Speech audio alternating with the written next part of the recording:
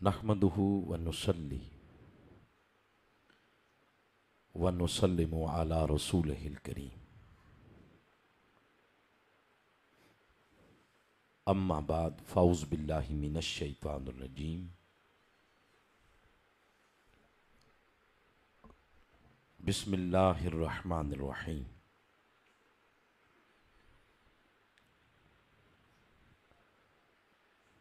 قال اللہ تعالی فی القرآن الحکیم فَأَمَّا مَنْ أَعْطَى وَاتَّقَى وَصَدَّقَ بِالْحُسْنَى فَسَنُيَسِّرُهُ لِلْيُسْرَى وَأَمَّا مَنْ بَخِلَ وَاسْتَغْنَى وَكَذَّبَ بِالْحُسْنَى فَسَنُيَسِّرُهُ لِلْعُسْرَى صدق اللہ مولانا العظیم۔ اللہم صلی علی سیدنا و مولانا محمد وعلی آلہ و صحبہ وبارک وسلم۔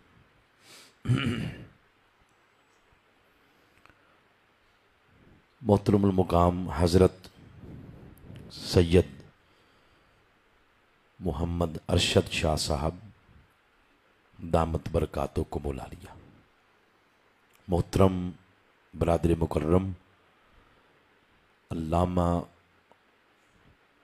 ابرار عباسی صاحب، ناظم دعوت تحریک منہاج القرآن تحصیل پارک روڈ، برادر مکرم محمد جمیل قادری صاحب، جملہ قائدین تحریک منہاج القرآن اور جملہ حاضرین،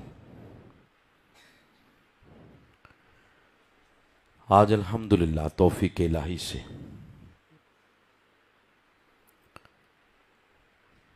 اس مسجد میں حضرت امام علی مقام امام حسین علیہ السلام کی ذات مبارکہ کی مناسبت سے ایک پروگرام میں ہم سب کو حاضری کا اللہ تعالیٰ نے موقع عطا فرمایا۔ اس مسجد کے امام و خطیب، اس مسجد کے منتظمین اور اس مسجد کے نمازی اور جملہ معاونین جن کی کوششوں اور کاوشوں سے یہ خوبصورت پروگرام طے پایا،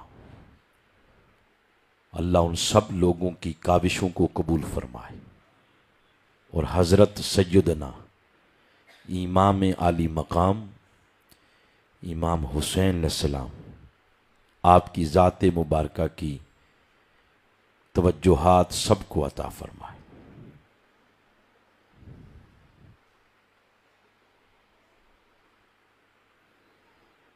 بلا تاخیر جو آیات کریمہ میں نے تلاوت کی ہیں، ان کی روشنی میں عظیم ہستی نواس رسول جگر گوشے بطول امام حسین علیہ السلام کا ذکر خیر کرتے ہیں۔ ہمارے پاس وقت ہوا ہے اس وقت پورے 8۔ مسجد حاضہ میں نماز کا ٹائم ہے 8:45۔ مجھے ویسے علامہ صاحب نے کہا ہے ہم تھوڑا سا ٹائم آگے لے کے جائیں گے، نمازیوں سے بات ہوئی ہے، لیکن میرا ایک اپنا ذہن ہے کہ مسجد کے ٹائم ٹیبل کی ریٹ اگر مسجد کے اندر نہیں ہونی تو باہر تو ہم ویسے ہی نہیں مانتے، لہذا انشاءاللہ 8:45 پہ ہم جماعت کھڑی کریں گے انشاءاللہ، اس کے اندر گفتگو مکمل ہو جائے گی۔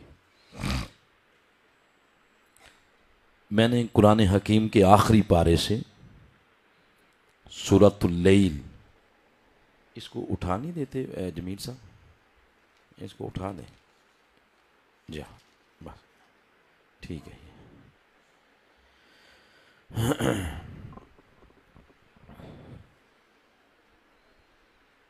سورۃ اللیل 92 نمبر سورہ ہے قرآن پاک کی. اس کی میں نے 6 آیات تلاوت کی ہیں. انہی کی روشنی میں حضرت امام علی مقام کا ذکر خیر کرتے ہیں.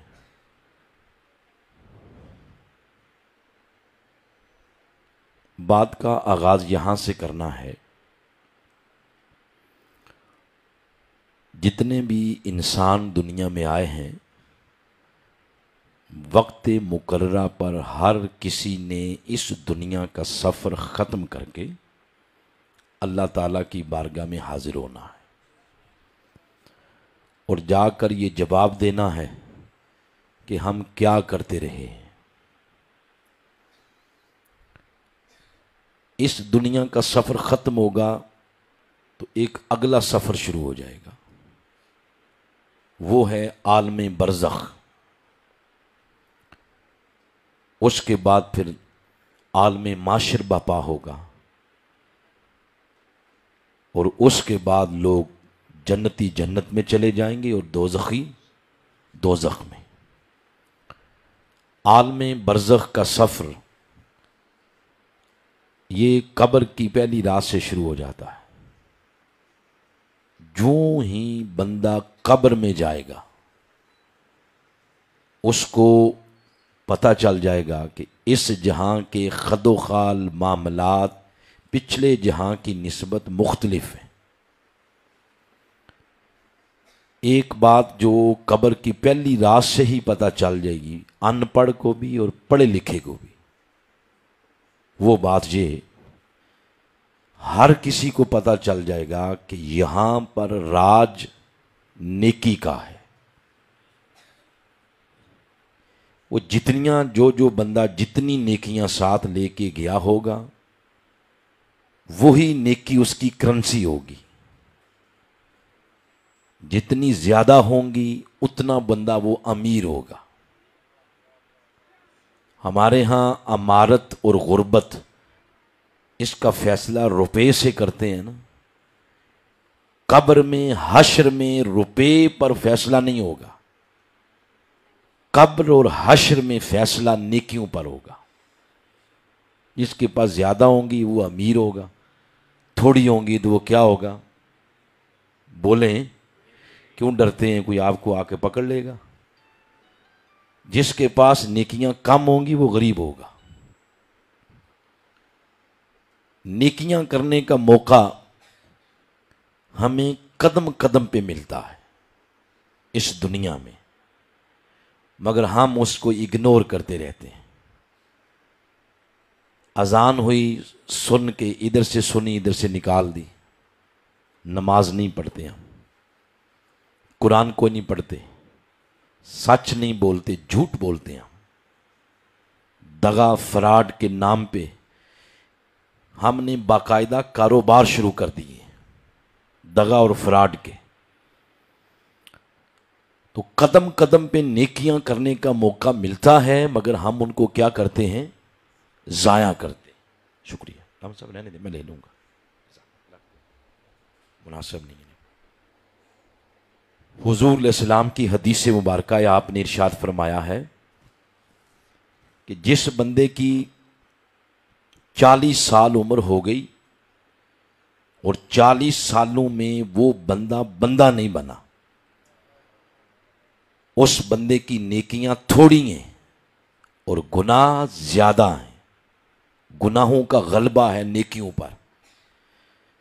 تو آپ علیہ السلام نے فرمایا وہ بندہ اس بات کو نوٹ کر لے، کوئی چیز اس کو جہنم جانے سے روک نہیں سکتی.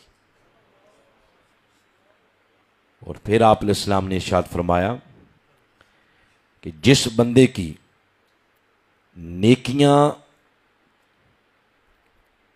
زیادہ ہیں اور گناہ تھوڑے ہیں، یعنی اس کے گناہوں پر نیکیوں کا کیا ہے؟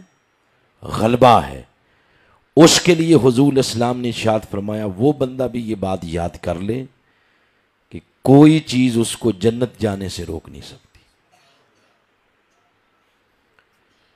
اب اس حدیث کو آئینہ بنائیں اور اپنا آپ دیکھتے چلے جائیں کہ ہم لوگ اس حدیث کے تناظر میں کتنے نیک بن گئے یا کتنے راہ راست سے ہٹ گئے، تو یقیناً ہمیں اپنی تصویر اس میں دھندلی نظر آئے گی، صاف نہیں ہے۔ پھر ایسا بھی نہیں ہے، جیسا میں پہلے کہہ رہا تھا، ایسا بھی نہیں ہے کہ موقع نہیں ملتا، نیکیوں کا موقع ملتا ہے،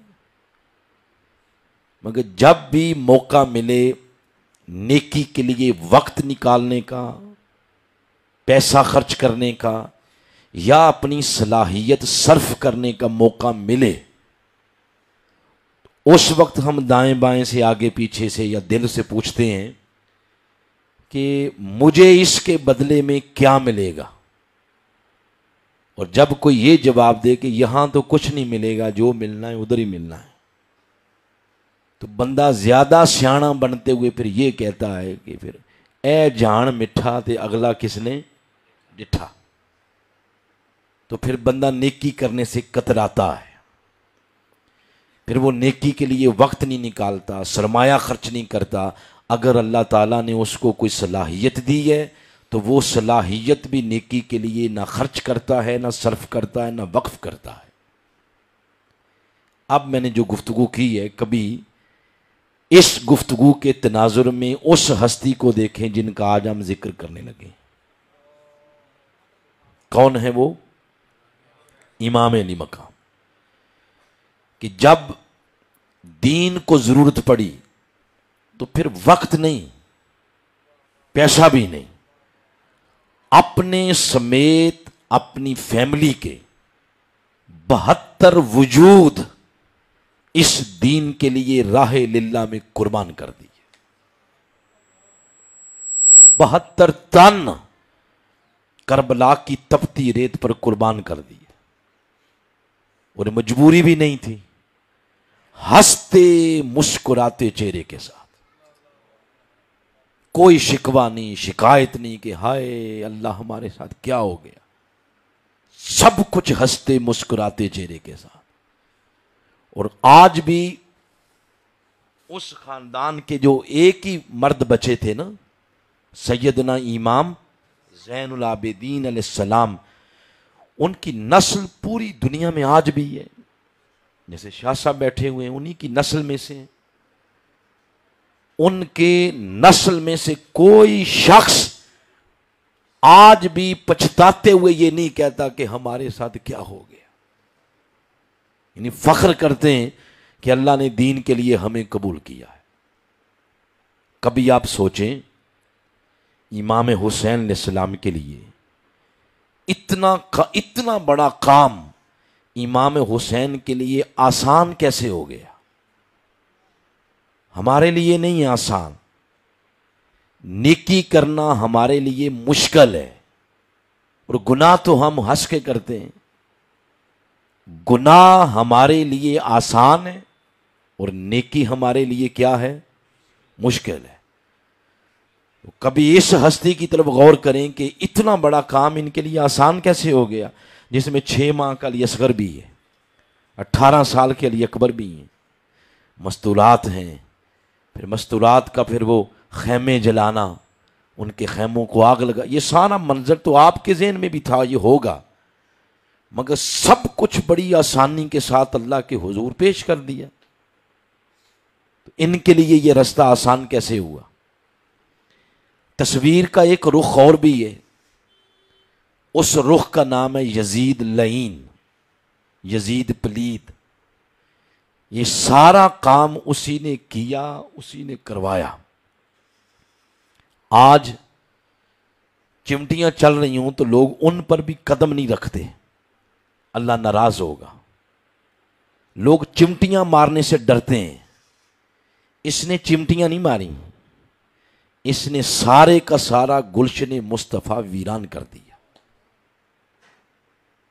شرم نہیں آئی، حیا نہیں آئی۔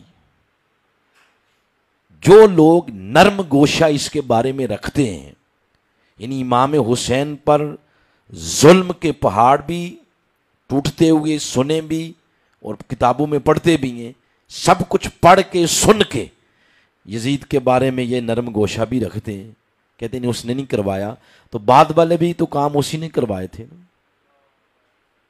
مسجد نبوی کا تقدس پامال کیا اور وہاں پر گھوڑے باندھے، اذانیں بند ہو گئیں۔ آج صرف وہ چند کسی کے بارے میں نعرے لگے ہیں نا مسجد میں، تو واویلا شروع ہو گیا کہ جی نعرے لگے ہیں، یہ تو نعرے ہیں۔ تو جس بدبخت نے گھوڑے باندھے تھے اندر جا کے مسجد نبوی میں، اذانوں کا سسٹم ختم ہو گیا، اور جوان صحابہ کرام کی بیٹیوں کے ساتھ اس بدبخت نے منہ کالے کیے اور اپنی فوج کو کہا اتنے دنوں کے لیے مدینہ تم پر حلال ہے، جو مرضی کرو۔ بعد ازاں پھر مکہ المکرمہ کعبۃ اللہ کے غلاف کو اس نے آگ لگائی۔ یعنی امام علی مقام کے فیملی پر ظلم کرنے کے بعد اس بدبخت کو کوئی شرم، کوئی حیا، کوئی شرمندگی، ندامت نہیں، بلکہ مزید کفر کی وادیوں میں یہ دھنسا چلا گیا۔ یہ سوال پیدا ہوا کہ اتنے بڑے بڑے گناہ کہ جو اس کو کفر کی وادی میں دھکیل گئے، اتنی ڈٹھائی کے ساتھ یہ کر کیسے گیا؟ اس کے لیے گناہ کا رستہ اتنا آسان کیسے ہو گیا؟ تو امام علی مقام کے لیے نیکی کا رستہ آسان کیسے ہوا، اور یزید کے لیے گناہ کا رستہ آسان کیسے ہوا؟ یہ دونوں سوالوں کا جواب یہ آیات دے رہی ہیں جو میں نے پڑھی ہیں سرنامہ کلام کے طور پر، سورۃ اللیل کی آیت نمبر 6 سے لے کر آیت نمبر 10 تک۔ اب آپ سنیں، کوئی ترجمہ، کوئی اس کی تفسیر نہیں، کوئی تشریح نہیں، کوئی توضیح نہیں، صرف ترجمہ ہے، اور ترجمے کے ساتھ ہی یہ بات کلیئر ہو جائے گی۔ ارشاد فرمایا بسم اللہ الرحمن الرحیم، فرمایا فَأَمَّا مَنْ آتَى وَاتَّقَى وَصَدَّقَ بِالْحُسْنَى۔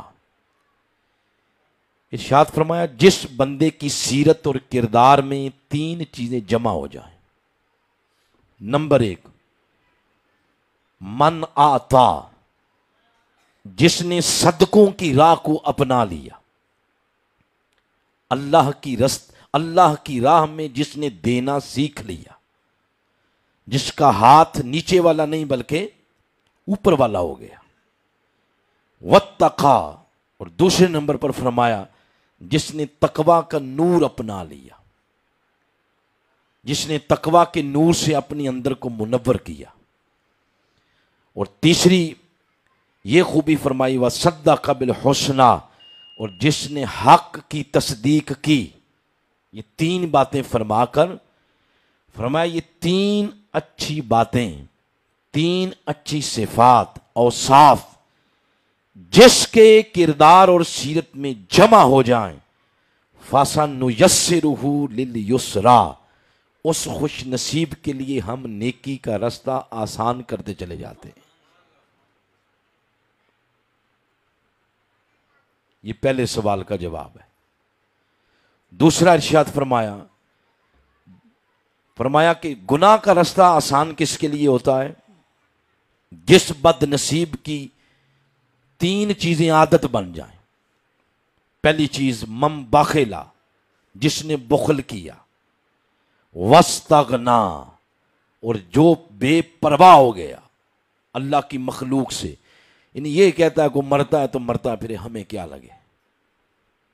اس طرح کی بے پرواہی کی کیفیت کسی کی خوبی بن جائے۔ تیسرے نمبر پر فرمایا وَكَذَّبَ بِالْحُسْنَى، اور وہ حق کی تکذیب کرے۔ فَسَنُيَسِّرُهُ لِلْعُسْرَى، یہ تین خرابیاں اگر کسی کا کردار بن جائیں، اس کے لیے گناہ کا راستہ پھر آسان ہوتا چلا جاتا ہے۔ تو یہ دونوں سوالوں کا جواب مل گیا کہ نیکی کا راستہ آسان کس کے لیے ہوتا ہے اور گناہ کا راستہ آسان کس کے لیے ہوتا ہے۔ نیکی کا راستہ جن کے لیے آسان ہوتا ہے ان کے اندر تین چیزوں کا اجتماع ضروری ہے، ایک سخاوت، ایک تقوی، اور تیسرا حق کی تصدیق۔ پہلی سخاوت، بولیں کیا ہے؟ دوسری تقوی، اور تیسرا حق کی تصدیق۔ یہ تین صفات اگر کسی میں پائی جائیں تو اس کے لیے جنت کا راستہ، نیکی کا راستہ آسان ہو جاتا ہے۔ آئیں آج جس ہستی کا ذکر کرنے لگے ہیں، امام حسین علیہ السلام، ان میں دیکھتے ہیں کہ کیا یہ 3 صفات ان میں پائی جاتی تھی؟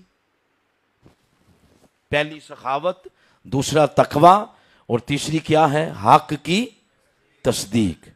تو کیا امام حسین میں یہ 3 صفات تھیں؟ تو پہلی صفت ہے سخاوت۔ بولیں ذرا، سخاوت۔ جب آپ کی شخصیت کو ہم دیکھتے ہیں کہ کیا آپ میں صفات یہ سخاوت تھی یا نہیں، سب سے پہلے یہ جاننے کی کوشش کرتے ہیں کہ اس عظیم ہستی کو پالا کس نے، اس عظیم ہستی کی تربیت کس نے کی ہے۔ جب ہم یہ دیکھتے ہیں تو ہماری نظر پڑتی ہے کہ امام حسین علیہ السلام کی تربیت یہ ہوئی ہی سخیوں کے گھرانے میں ہے۔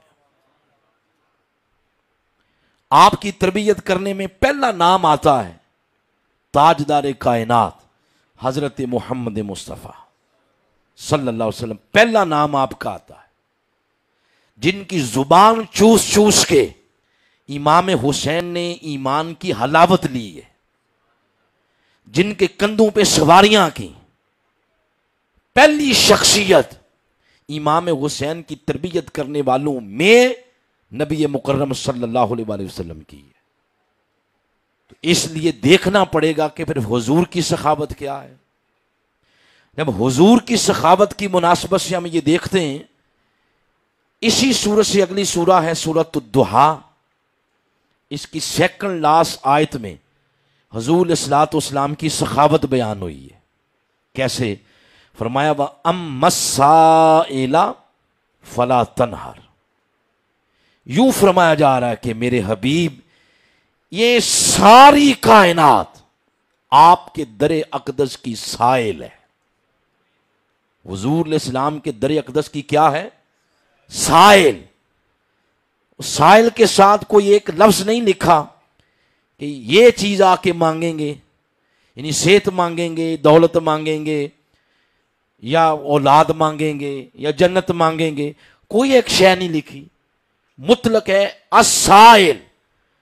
اس کا معنی یہ ہے کہ سائل آ کے اے میرے حبیب جو بھی مانگے، جتنا بھی مانگے، جب بھی مانگے، اور جو کوئی مانگے، فلا تنہر، وہ سائل کبھی بھی آپ کے دروازے سے خالی نہیں جانا چاہیے۔ یہ حضور علیہ السلام کی سخاوت کا سٹیٹس ہے۔ حتیٰ کہ کسی نے اولاد مانگی وہ دی، صحت مانگی وہ دی، کشور کشائی مانگی وہ دی، کسی نے تاجواری مانگی وہ دی، اور اگر کوئی جنت مانگ رہا ہے تو جنت کے سرٹیفکیٹ بھی مصطفیٰ ہی تقسیم کر رہے ہیں۔ یہ سخاوت کن کی ہے؟ حسین کے نانا جان کی۔ آپ اندازہ لگائیں، جس حسین نے 6-7 سال اپنے نانا کے کندھوں پہ بیٹھ کے صبح و شام اپنی نانا کی سخاوت کے یہ منظر دیکھے ہوں، اس حسین کی سخاوت کی کتاب وہ ترتیب پاتے پاتے کتنی ضخیم ہو چکی ہوگی۔ پہلی تربیت کرنے والی شخصیت حسین پاک کی وہ نبی مکرم صلی اللہ علیہ وآلہ وسلم ہے۔ اگر حضور کی یہ سخاوت ہے تو آپ اندازہ لگائیں پھر جو ہستی حضور علیہ السلام کے ہاتھوں میں جس نے تربیت پائی، اس کے اندر یہ خوبی کتنی کوٹ کوٹ کے بھر چکی ہوگی۔ پھر آپ کی تربیت کرنے والوں میں دوسرا نام آپ کی امی جان، تیسرا نام آپ کے والد محترم، یعنی سید کائنات اور مولا کائنات۔ آپ کی یعنی ان دونوں ہستیوں کی جو سخاوت ہے وہ بھی اگر قرآن سے پوچھنا چاہیں تو سورۃ الدہر، اس کی آیت نمبر 6 سے لے کر 10 تک یہ پورا ایک مضمون ہے، ان الابرار، یہاں سے، اور 8 نمبر آیت میں جا کے آپ کی سخاوت یوں بیان کی، وَيُطْعِمُونَ الطَّعَامَ عَلَىٰ حُبِّهِ مِسْكِينًا وَيَتِيمًا وَأَسِيرًا۔ کہ جب انہوں نے روزے رکھے تھے تو عین افطاری کے وقت کبھی مسکین، کبھی یتیم، کبھی اسیر آ کے دروازے پہ دیتے دستک اور یہ پوچھتے کہ بھائی کون ہے؟ کبھی آواز آتی آنا مسکین، کبھی آواز آتی آنا یتیم، کبھی آواز آتی آنا اسیر، تو بھائی کیوں آئے ہو؟ یہ آگے سے کہتے کہ اے حسین کی امی، اے حسین کے بابا، سنا ہے کہ تمہارے دروازوں سے کبھی کوئی خالی نہیں جاتا، ہمیں بھوک لگی، ہمیں کھانا دو۔ قربان جائیں اپنے بچوں کے آگے سے دسترخوان اٹھا کے ان منگتوں کی جھولی میں ڈال دیتے اور خود پانی کے ساتھ روزہ افطار کرتے۔ یہ سخاوت ہے۔ اللہ نے ان کے سخاوت کے منظر کو زمین سے اٹھایا اور آسمان سے قرآن کی آیت بنا کے حضور کے سینے پہ نازل کر دیا۔ فرمایا اے حسین، اے حسن، اے فاطمہ، اے علی، اب قیامت تک لوگ تمہاری سخاوت کے منظر پڑھ پڑھ کے اپنے ایمان کو جلا بخشتے رہیں گے۔ یہ حسین پاک کی امی جان اور ابو جان، آپ کے والدین کریمین کی سخاوت ہے۔ اب اندازہ لگائیں جس حسین کو پالنے والے وہ ہستیاں کہ جن کی سخاوت کی قرآن مثالیں دیتے ہوئے تھکتا نہیں ہے، تو اس حسین کی اپنی سخاوت کا عالم پھر کیا ہوگا۔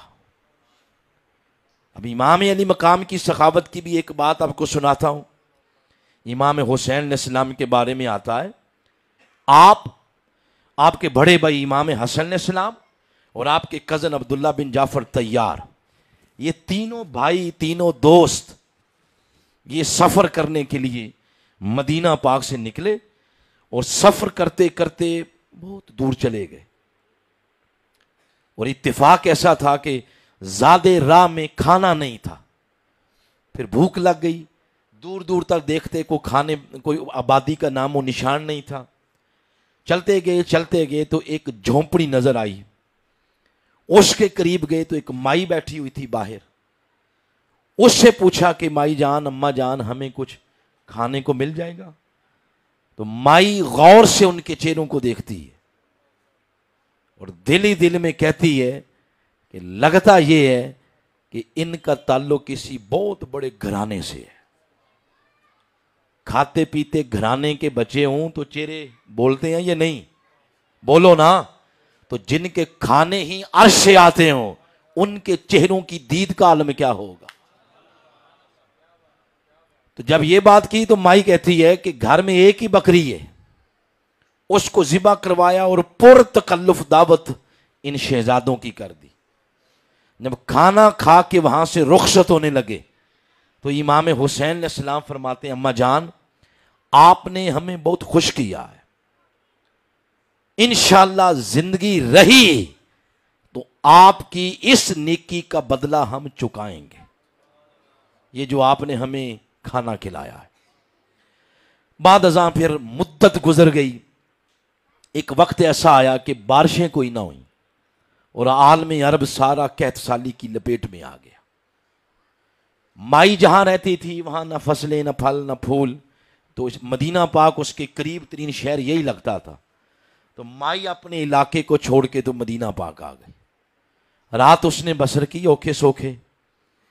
صبح اس نے بھیک مانگنے کے لیے گلیوں کا رخ کیا اور بھیک مانگ رہی ہے مدینہ پاک۔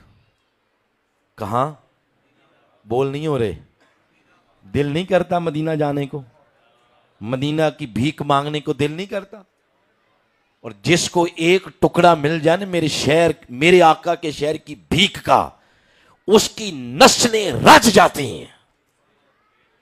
اب بھیک مانگنے کے لیے جب گلیوں کا رخ کیا، اس کی قسمت کا ستارہ یوں اوج سریا پر گیا کہ پہلا گھر، پہلا در، پہلی گلی جہاں سے اس نے آغاز کیا، پہلا دروازہ ہی سیدہ کائنات کا تھا، فاطمہ الزہرا علیہ السلام کا۔ دستک دی تو امام حسین علیہ السلام باہر نکلے اور آپ پہلی نظر میں پہچان گئے کہ یہ مائی کون ہے۔ لجپال تھے اس لیے پہچان گئے، لجپال ہی پہچانتے ہیں، اس لیے انہی سے لگاؤ دنیا داروں کے کیا نعرے مارنے ہیں جو ووٹ لینے کے بعد پہچانتے بھی نہیں کہ تم کون ہو. ان کے ساتھ لگائیں جو دنیا کے بھی مالک، آخرت کے بھی مالک، جنت کے بھی مالک، اور جن پہ یہ راضی ہو جائیں انہی پہ اللہ کی عطاؤں کے دروازے کھل جاتے ہیں. امام حسین علیہ السلام نے اس کو تعارف نہیں کروایا، تعارف کروائے بغیر مائی کو اندر لے گئے، پرتکلف کھانا کھلایا، اور کھانا کھلانے کے بعد جب تعارف کروایا تو مائی کی جان میں جان آئی کہ شکر ہے میں اپنے گھر میں آ گئی. اب فرمایا بتائیں کیوں آپ آئے ہیں ادھر؟ مائی نے جب ساری بات بتائی تو امام حسین علیہ السلام نے فرمایا اب آپ فکر نہ کریں، آپ کی انشاءاللہ مدد کی جائے گی. آپ نے اندر گھر والوں سے پوچھا بتائیں گھر میں پیسے کتنے ہیں؟ تو گھر سے آواز آئی 500 درہم. 500 درہم. 500 پیسے کی بات نہیں ہو رہی، روپیے کی. ایک درہم اس وقت 79 روپیز کا ہے، وہ 79 روپے کا. تو اس کو 500 کے ساتھ ملٹیپلائی کریں اور 1450 سال کا زمانہ بھی دیکھ لیں. لاکھوں میں نہیں، بات کہاں جا رہی ہے؟ کروڑوں میں. تو اندر سے آواز آئی 500 درہم. پھر باہر چراگاہ سے پوچھا کہ میرے نام کی بکریاں کتنی ہیں؟ تو اس نے آگے سے بتایا، بکریاں چرواہے نے بتایا کہ آپ کے نام کی 1000 بکری ہے. فرمایا وہ 1000 بکری کھولو اور 500 درہم یہ اس مائی کو دے دیے. یہ دے کے آگے پتا کیا فرمایا؟ فرمایا ابھی جانا نہیں، اگلا دروازہ بڑے بھائی کا ہے، ادھر بھی جاؤ. ہم اپنے تنگیے داماں پہ روتے ہیں، ان کے دینے میں کمی نہیں ہے.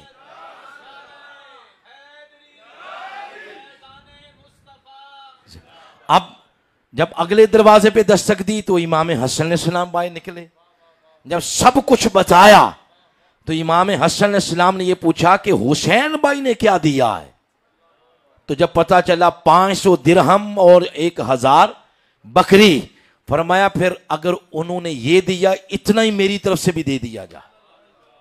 اب مائی جب گلی میں جا رہی ہے، 2000 بکری، 1000 درہم اور آنکھوں کے کٹوروں میں آنسو، اور زبان حال سے کہتی ہے مولا ایک ہی دروازے سے اتنی خیر پڑ گئی کہ کسی اور دروازے پہ جانے کی نوبت ہی نہیں آئی.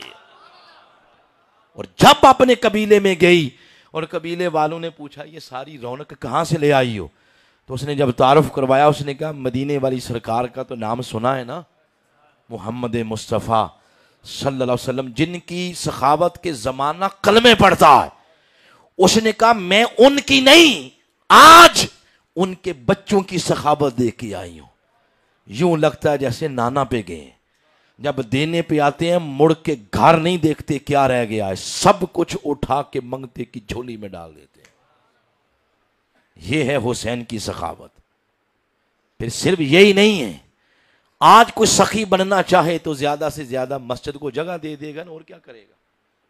مدرسے کو جگہ دے دے گا، اے سی لگوا دے گا، کسی ٹرسٹ کی خدمت مدد کر دے گا، کسی غریب کی بچی کی شادی کے معاملات میں مدد کر دے گا، زیادہ سے زیادہ یہی کرے گا. آج کوئی سخی بننا چاہے تو کوئی پیسہ دے کے بنتا ہے، کوئی مال دے کے بنتا ہے، کوئی جگہ دے کے بنتا ہے، کوئی مسجد میں پنکھے، کارپیٹ، جگہ، یہ ساری چیزیں دے کے تو سخی بننے کی کوشش کرتا ہے. ایک سخی حسین بھی ہے کہ جب دین کو دینے کی وقت آئی مال وہ بھی دیا، جب دینے کی باری آئی جان، صرف اپنی جان نہیں، 6 ماہ کا علی اصغر بھی ہے، 18 سال کا علی اکبر بھی ہے، اپنی فیملی کے 72 نفوس قدسیہ وہ اس دین کے لیے دے کر سخاوت کا ایک ایسا معیار قائم کر دیا کہ رہتی دنیا تک اصول بنا دیا ہے کہ جو شخص بھی سخاوت کے رستے پہ چلنا چاہے گا اس کو سب سے پہلے حسین کی سخاوت کی کتاب کو پڑھنا پڑے گا کہ سخاوت ہو تو حسین جیسی ہو. میں اصل میں یہ بات اس تناظر میں سنا رہا ہوں کہ یہ جو قرآن نے فرمایا ہے کہ نیکی کا رستہ اس کے لیے آسان ہوتا ہے جس میں 3 اوصاف پائے جائیں، ان میں سب سے پہلی صفت ہے صفت سخاوت۔ تو یہ امام علی مقام میں نہ صرف پائی گئی بلکہ ان کی سخاوت کا طور طریقہ قیامت تک ایمان والوں کے لیے ایک معیار بن گیا ہے۔ دوسری چیز، دوسری صفت وہ ہے تقوی، واتقا، تقوی، جس نے تقوی کو اپنا لیا۔ آپ جتنے بیٹھے ہیں علماء، میرے معزز علماء کو چھوڑ کے باقی آپ سارے احباب جتنے بیٹھے ہیں، زندگی میں کبھی یہ لفظ سنا ہے تقوی؟ بولو تقوی، اس کا معنی کیا ہے؟ کوئی ایک بندہ بتا دے۔ پرہیزگاری، یہ اس کا معنی ہے تقوی کا۔ پرہیزگاری گناہوں سے، یا اللہ کا ڈر، یا اللہ کا خوف، یہ تقوی کا معنی ہے۔ امام غزالی نے اس کا معنی سمجھانے میں ایک تمثیل دی ہے بڑی پیاری سی۔ وہ فرماتے ہیں تقوی یہ ہے جیسے آپ جنگل سے گزر رہے ہوں اور ایک تنگ سا رستہ ہو، ایک ہی رستہ، اور اس کے دائیں بھی خاردار جھاڑیاں ہوں اور بائیں بھی کانٹوں کی جھاڑیاں ہوں، اور رستہ تنگ ہے، تو جو سیاںا بندہ ہوگا وہ اپنے لباس کو ایسے سکیڑ لے گا تاکہ لباس پھٹ نہ جائے، خاردار جھاڑیوں میں پھنس کے پھٹ نہ جائے۔ وہ فرماتے ہیں تقوی یہ ہے، یہ دنیا ایک گناہوں کا جنگل ہے، ایک ہی رستہ ہے اس کا، اس میں دائیں بھی شیطان کے بچھائے ہوئے جال گناہوں کے اور بائیں بھی شیطان کے بچھائے ہوئے جال گناہوں کے۔ جو مومن سیانہ ہوگا وہ اس میں چلتے ہوئے کبھی بھی اپنے لباس کو پھنسنے نہیں دے گا، بچا لے گا۔ فرمایا جو ایسا کرے گا سمجھ لے اس نے تقوی کا نور اپنا لیا ہے۔ یہ تقوی ہے۔ ہم نہیں ایسا کرتے، ہم جان بوجھ کے گناہوں کی جھاڑیوں میں اپنا لباس پھنساتے ہیں، جان بوجھ کے۔ آپ کہیں علامہ صاحب ایسے ہی آپ اموشنل کر رہے ہیں، میں کون ہوتا ہوں اموشنل کرنے والا؟ آپ اپنا جائزہ خود لیں، خود لیں کہ جب موبائل کی تصویر فیس بک، جب آپ کی فنگر ایسے ایسے کر رہی ہوتی ہے، اوپر اوپر اوپر، قرآن کی تلاوت آئے تو وہ بھی اوپر، نعت آئے تو وہ بھی اوپر، تو کسی ٹک ٹاکر کی ویڈیو آ جائے تو وہ آپ کلک کرتے ہیں کہ یہ سنیں یہ کیا ہے۔ یہ ہے ایمان کا لیول۔ آپ قرآن کی تلاوت سننا پسند نہیں کرتے، آپ نعت سننا پسند نہیں کرتے، اور کہتے ہیں ہم متقی ہیں۔ ایسا تقوی رکھو سنبھال کے، بڑا کام آئے گا قبر میں۔ ایسا اگر تقوی ہے تو پھر تو اللہ خیر کرے۔ تقوی یہ ہے کہ اپنے ایمان کا لباس گناہوں کی جھاڑیوں میں پھنسانے سے بچا لیا جائے۔ اب میں کیونکہ قرآن پاک کھولا ہوا ہے تو میں آپ کو ایک بڑی عجیب تعریف تقوی کی قرآن پاک سے سنانا چاہتا ہوں۔ قرآن پاک کی ایک سورہ ہے سورہ حجرات۔ یہ حجرہ کی جمع ہے، حجرہ کہتے ہیں کمرہ، حجرات بہت سارے کمرے۔ تو یہ کس کے کمروں کی مناسبت سے صورت آئی ہے؟ حضور الاسلام کے گھر اور آپ کے حجروں کی مناسبت سے یہ صورت آئی ہے۔ ان حجروں کا ادب اللہ نے سکھایا ہے۔ کبھی آیت نمبر 3 پڑھیں تو اس میں یوں بات کی، فرمایا ان الذین یغضون اصواتہم عند رسول اللہ۔ فرمایا جو لوگ میرے محبوب کی آواز سے اپنی آواز کو نیچے رکھتے ہیں، پست رکھتے ہیں، حرف حشر کے ساتھ فرمایا اولئک، یہی وہ لوگ ہیں، الذین جو امتحن اللہ قلوبہم للتقوی، جن کے دلوں کو اللہ نے تقوی کے لیے چن رکھا ہے۔ اس آیت سے یہ پتا چلا کہ تقوی نام ہی حضور کے ادب کا ہے، تقوی نام ہی حضور کے ادب میں فنا ہونے کا ہے۔ جب تقوی نام ہی حضور کے ادب کا ہے تو آئیں پھر دیکھتے ہیں کہ امام حسین میں یہ تقوی کتنا پایا جاتا تھا، اور اسی بات پہ ہم اپنی گفتگو کو ختم کریں گے۔ وہ بات یہ بات سنانے کے لیے آپ کو ایک حدیث سنا رہا ہوں، یہ آپ نے سنی ہوگی، مگر یہ حدیث سنانے کے بعد آپ کے تخیل کو ایک اعلیٰ پروازی دینی ہے۔ وہ کیا حدیث آپ نے سن رکھی ہے، آپ پڑھنا چاہیں نا اس کو تو میرے شیخ نے کتاب لکھی ہے مارج البحرین، یہ حسنین کریمین کے فضائل میں لکھی ہے، اس میں آپ نے اس کے درجنوں ریفرنس اس حدیث کے دیے ہیں۔ وہ حدیث یہ ہے کہ جب حضور اسلام مصلی جماعت پہ کھڑے ہوتے تو شہزادے بھی دیکھتے کہ نانا جان مسجد میں چلے گئے، وہ بھی وضو کر کے مسجد میں آتے، وہ جب اپنے نانا جان کو دیکھتے سجدے میں تو یہ کبھی امام حسن کبھی امام حسین دوڑ کے اپنے نانا جان کے کندھوں پہ سوار ہو جاتے، پھر سجدہ لمبا ہو جاتا، کبھی 10 تسبیحاں، کبھی 15، کبھی 20، کبھی 25، یعنی یہ روز کا معمول تھا، سجدہ روٹین سے کیا ہو جاتا لمبا، کوئی صحابی نہیں انہیں اتارتا تھا نیچے، اور نہ آقا علیہ السلام ایسے دستے مبارک کر کے انہیں نیچے اتارتے تھے، وہ خود اترتے تھے تو حضور اسلام سر انور پھر سجدے سے اٹھاتے تھے۔ یہ حدیث ہے۔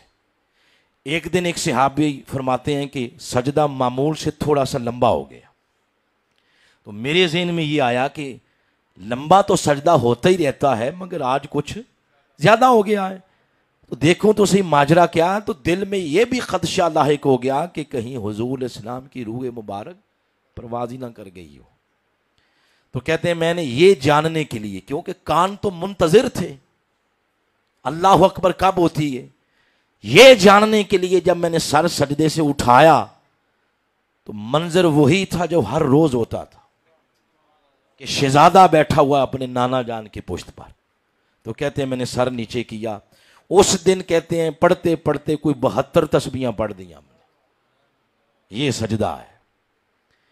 اب اس حدیث پر جب جرا کرتے ہیں یا اس پر بحث کرتے ہیں یا اس کے نکات نکالتے ہیں تو ایک بات یہ سامنے آتی ہے کہ یہ حضور کو کیسے پتا چلتا تھا کہ پشت پر کوئی ہے، پشت پر کوئی ہے، یہ آپ کو کیسے پتا چلتا تھا؟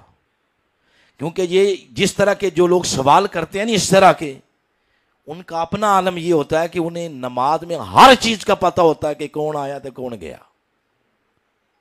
انہیں پتہ ہوتا ہے، لہذا وہ سمجھتے ہیں اگر ہمیں پتہ ہے تو ان کو بھی پتہ ہوگا۔ تو کبھی حضور کی نماز کے بارے میں پڑھیں کہ حضور کی نماز کیسے ہوتی تھی، تو ان کی نماز کی کیفیت معلوم کرنے سے پہلے کبھی حضور کے غلاموں کی نماز دیکھ لیں۔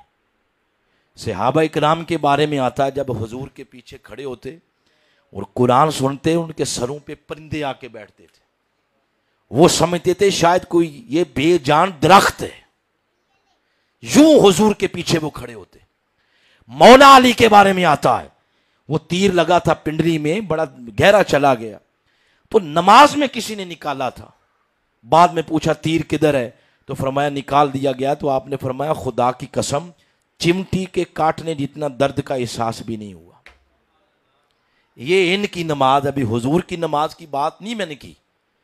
جب حضور کی نماز کی باری آتی ہے تو ام المومنین حضرت عائشہ صدیقہ رضی اللہ تعالی عنہا وہ فرماتی ہیں 15 شعبان المعظم رات تھی کہ جب میں نے محسوس کیا کہ شاید حضور اپنے کمرے میں موجود نہیں ہے، تو میں یہ جاننے کے لیے کہ آقا کدھر گئے میں نے کمرے میں جب چلنے لگی تو میرا پاؤں کسی شے سے ٹکرایا، تو آگے سے حضور کی آواز آئی کون؟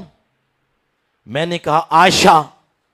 تو حضور اسلام نے یہ بات سن کے آگے فرمایا من عائشہ، یعنی آقا علیہ السلام کا اللہ کی یاد میں، اللہ کی نماز میں، اللہ کی عبادت میں، اللہ کے ذکر میں انہماک کا یہ عالم تھا کہ حضور اسلام حضرت عائشہ صدیقہ سے پوچھ رہے ہیں کہ عائشہ کون ہے؟ پھر وہ فرماتی ہیں میں نے عرض کیا عائشہ وہی یا بنت ابی بکر جو ابو بکر کی بیٹی ہے۔ آپ نے پوچھا ابو بکر کون ہے؟ پھر انہوں نے عرض کیا حضور ابو بکر وہی ہے جو ابن ابی قحافہ ہے۔ تو پوچھا ابی قحافہ کون ہے؟ یہ تینوں سوال اس بات پر دلیل ہے کہ حضور علیہ الصلوۃ والسلام کی نماز کی یہ کیفیت ہوتی تھی۔ حضرت عائشہ صدیقہ فرماتی ہیں جب یہ تیسرا سوال میں نے سنا اس کے بعد پھر میں خاموش ہو گئی، اس لیے کہ میں سمجھ گئی کہ دیکھنے میں حضور ادھر ہیں لیکن لگتا ہے کہ باطناً آقا کسی اور دیش میں چلے گئے ہیں، وہ کل بات کریں گے۔ یہ حدیث مبارکہ جب میرے شیخ بیان کرتے ہیں، شیخ الاسلام ڈاکٹر محمد طاہر القادری، تو فرماتے ہیں جب میں نے یہ پڑھی بات کہ ام المومنین خاموش ہو گئیں تو میرے دل سے ایک ٹھنڈی آہ نکلی، اور میں نے یہ عرض کی، میرے دل سے ایک ہوک اٹھی، میں نے کہا کاش اے ام المومنین ایک سوال آپ بھی کر دیتی جب 3 سوال آقا نے کیے۔ آقا نے یہ پوچھا کہ بھئی عائشہ کون، ابو بکر کون، ابی قحافہ کون، تو ایک سوال آپ پوچھ لیتی کہ آقا آپ ہم سے پوچھتے ہیں کہ ہم کون ہیں، آج ذرا اپنے بارے میں بتا دیں کہ آقا آپ کون ہیں، اور پھر حضور جواب دیتے تو نور و بشر کے جھگڑے سارے ختم ہو جاتے۔ مگر پیر میر علی شاہ صاحب اس کیفیت کی ترجمانی یوں کرتے ہیں کہ کوئی مثل نہیں ڈھولن دی، چپ کر مہر علی اتھا جان نہیں بولن دی۔ جب اپنے شہر کے ولی کا نام آئے بندہ تب ہی سبحان اللہ کہہ دیتا ہے، ویسے تو دعوے کرتے رہتے ہیں پیر میر علی شاہ صاحب ہمارے ہیں، مگر آپ بولتے ہی کوئی نہیں ان کا شعر سن کے، بولے ذرا سبحان اللہ۔ تو میں یہ عرض کر رہا ہوں کہ ام المومنین حضرت عائشہ صدیقہ نے جب کل حضور کی بارگاہ میں عرض کیا حضور کل یہ ہوا تھا، تو آپ علیہ السلام نے فرمایا عائشہ ہاں اللہ کی یاد میں میری وہ کیفیت ہوتی ہے کہ نہ کوئی فرشتہ میرے مقام کی معرفت پا سکتا ہے، نہ کوئی نبی رسول میرے مقام کی معرفت پا سکتا ہے۔ یہ نماز کی کیفیت ہے۔ تو پھر کیسے پتا چلا ہوگا کہ پشت پر کون بیٹھا ہے؟ اس کا جواب سمپل سادہ سا ہے، وہ یہ کہ حضور جو بھی قول آپ کی زبان سے نکلتا، جو بھی بات کرتے یا جو بھی حضور کام کرتے، کام کو کہتے ہیں فعل اور بات کو کہتے ہیں قول۔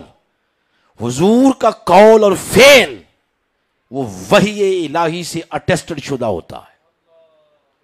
جیسے قول کے بارے میں فرمایا وما ینطق عن الہوا ان هو الا وحی یوحی، لوگو اس وقت تک میرا حبیب کلام ہی نہیں کرتا جب تک ان کے نطق پہ لفظ پہ میری بارگاہ سے وحی کی مہر نہ لگا دی جائے۔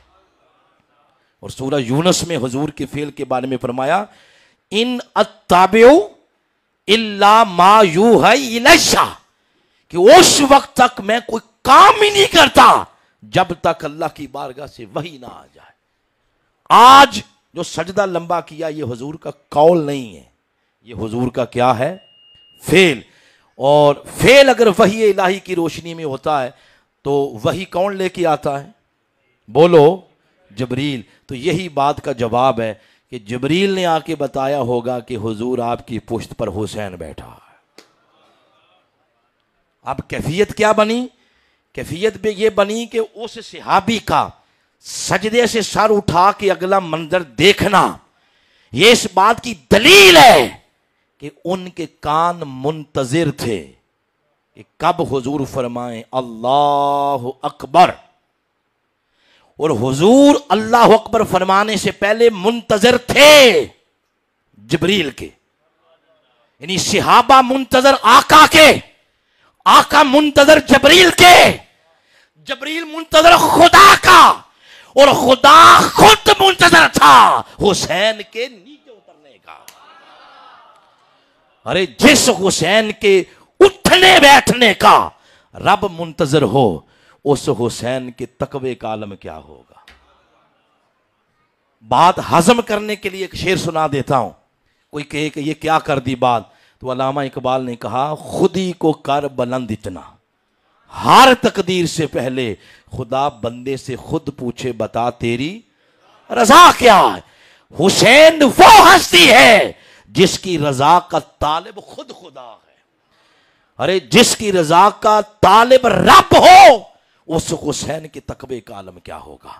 تو حسین صرف متقی نہیں بلکہ حسین امام المتقین ہے۔ قیامت تک جو شخص تقوی کے رستے پہ چلنا چاہے گا اس کو حسین کے قدموں کی اور حسین کے پاؤں کے ساتھ لگنے والی خاک کو اپنی آنکھوں کا سرما بنانا پڑے گا۔ وما علینا الا البلاغ۔